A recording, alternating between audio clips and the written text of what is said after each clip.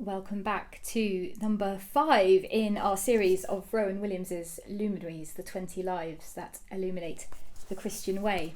We've made it all the way through to the 11th century with St Anselm of Canterbury.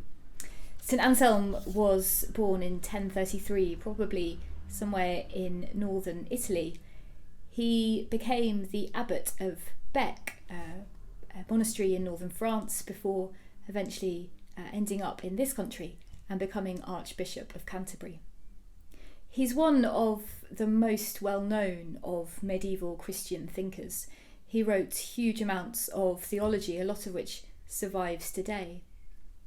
The chapter in this book focuses a little on his theology, partly of the Eucharist, but also seeks to explain a bit how his theology can seem a little bit harsh to modern ears.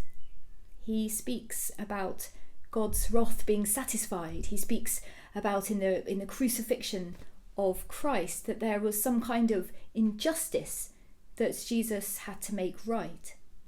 It can sound a little bit unfamiliar to us, the idea that God had some kind of honour that he had to hold close to himself, some jealousy that was only able to be made right in the death of his son.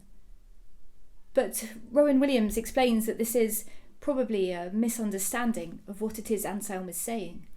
And in fact, he has a very beautiful way of explaining why it is that the death of Christ was what it was and how it brought us into the fullness of humanity, how it redeemed us and saved us and took us back to the place in creation where God had intended us to be.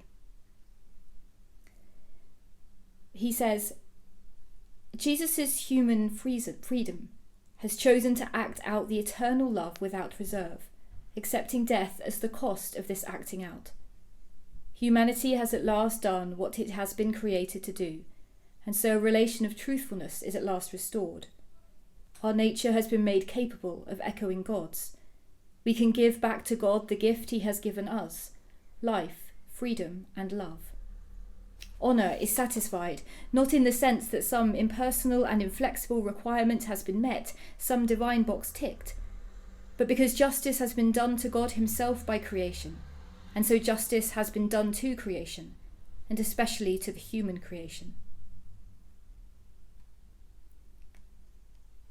This idea that we are created to echo back the love that God gives to us is something that is restored in Christ, but is something that continues to be our gift today.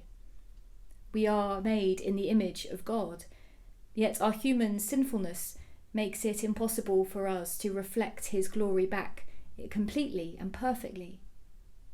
Yet especially in the Eucharist, when we give thanks to God for all that he is, something that we are, of course, missing very much at this time to celebrate that together. But we are created in order to reflect back the fullness of his glory, to give him thanks. Dr. Williams finishes the chapter with a few words of St Anselm's himself. He says, "I owe you more than my whole self, but I have no more, and by myself I cannot render the whole of it to you. Draw me to you, Lord, in the fullness of love. I am wholly yours by creation. Make me all yours too, in love."